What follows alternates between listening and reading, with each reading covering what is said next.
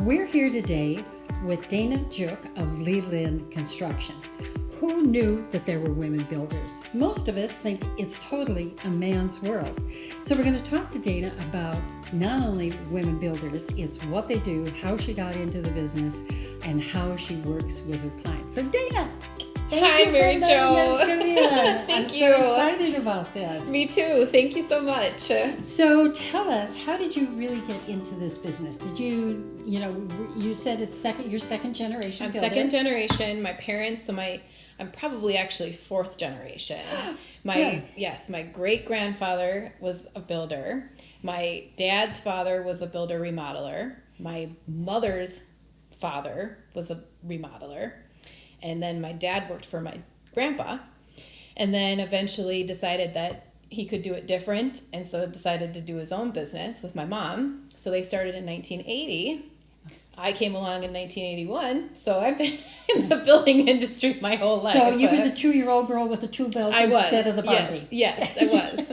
And I was on job sites playing and picking up nails in the dirt or pushing a broom, doing whatever. Did you always love it, or? It was kind of like one of those things where you're just in it. So I don't know if I ever thought of it as I love it. It was just. You were there. I was just there. It was natural. Because it was just natural. It was this never. Is what we do. Yeah, exactly.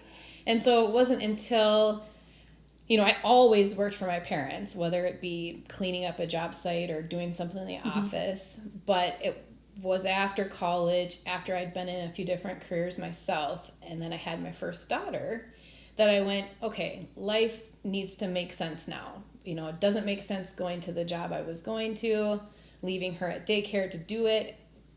I needed more purpose. You wanted somebody to be on the job site picking up nails. I saw her as my next employee, right? Child labor. Yes. But yeah, that was basically it. And internally in the family, we had always joked about, when are you finally going to come work for us? Or when you finally do come work for us. I do not have a brother. I have one sister. Okay. She lives in Kansas City, and she's just she doesn't have any interest in the business. Right. So you assumed the business. Yeah, so I'm still working with my parents. They're still working, although hopefully transition is happening within this year so that my dad can fully retire by this winter. They'll never fully retire. No, exactly. Exactly.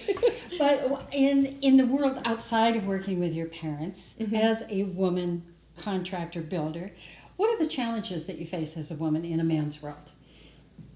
That is a very good question, because I work so closely with a man, being my dad. So I get to see firsthand how I think language is a big difference between men in construction and women in construction. Sure thing. That's been the biggest thing from my perspective, dealing with subs, just how I talk to a sub versus the things my dad can say to a sub, or how men talk to each other.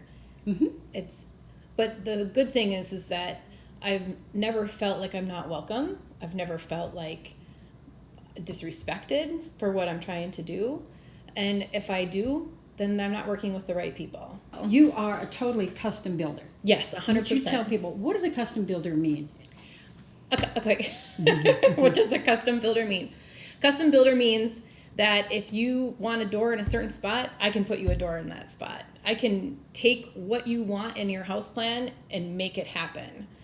I also am going to help navigate the process for you in terms of, you give me your budget, I'll help guide you to making decisions to keep you in that budget. So people come into you with a few ideas. You said they'll come in with magazines or Pinterest boards, and that's a starting point. Yes. So where do you start on that? So if the starting point, let's say I come in and I say, oh, gee, I love this home. Then what do you say? I say, great, let's build it. The process would be, yes, we take any ideas that you have for your home. If one of them is a floor plan that you've seen that you like, that's great. We can take that. If you don't have a floor plan that you've seen that you like, we can discuss what you're looking for in your home or what your needs are. We have 2 kids and we need 3 bedrooms for sure, and we want a rambler or we want a 2-story. We start there. Then we can go through what we've built before and always take prints The blueprints. and look over previous houses that we've done. To see what you can use for that. Yep, and see if there's something that fits what they're looking for. Your relationship with the client is super close. You're like one of the family by the time Yeah, you're done with the project. I was just going to say that even before they go make their selections, I've already had so many conversations with them and know I can probably tell them what they're going to pick out before they even go, based on how closely we've worked together at that point. That's great. You know, and that's a big help to them. right? And then, and by the time you get done to the process where they're moving into the house, I mean, you've talked about everything. You've talked about where they want to put your toilet paper holder. I mean, everything, intimate, not intimate, but it's a really close relationship. And usually when we have that first meeting, it's not only an interview for them to meet me, but it's also an interview for me to meet them and make sure that this is going to be a relationship because it's that you're both going to love. That we're both going to love, because it's not a short relationship. It's a long relationship. So what is the normal time to build, beginning to end? Good question. So I usually say if somebody doesn't have a print already developed, they should plan on at least probably 3 or 4 months in plan development. Okay. And then plan another month to get all the numbers right. And then if everything's right, then at that point we're signing contract, applying for permit, and we're building in another 3-4 weeks. So that's a good 6 months before Yes. we're even Right. touching dirt. And then from that point, it depends on the size of the house. It depends on what's all going into the house. But an average build, for example, the house that we're standing in today is my own personal house, and we built this house in 16 Which weeks. is gorgeous. You designed your own kitchen? Yes, I did. Thank you. Okay, now, big exciting. We're going to do a teardown. We, meaning you. Yeah. About to do a teardown. Tell me a little bit about how you got to be how the teardown is happening. Okay, so this customer, it's a family of 3, and his wife passed away 1.5 years ago, so it's a very touching story. They hadn't had time to work on their house, had kind of plans to do this before she got sick.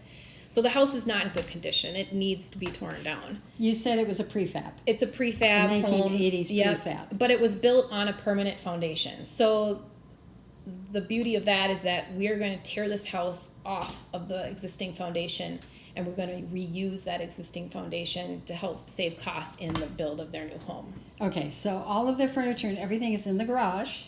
Yep, we built a brand new garage for him, and now he's moved his whole life into this garage. And during the build, this particular customer is choosing to live in a motorhome or a camper while on his property while we'll be building the new home on the same property. That will be fun. It'll be interesting, yeah. And you said they should be in their home by the end of October? They should be in their home by the end of October. If we're not 100% complete, they should at least be able to live in the house, and we'll do finishing touch-ups while they're living there. But let's get them in there before the snow flies at least. Well, let's do the demo. Yes!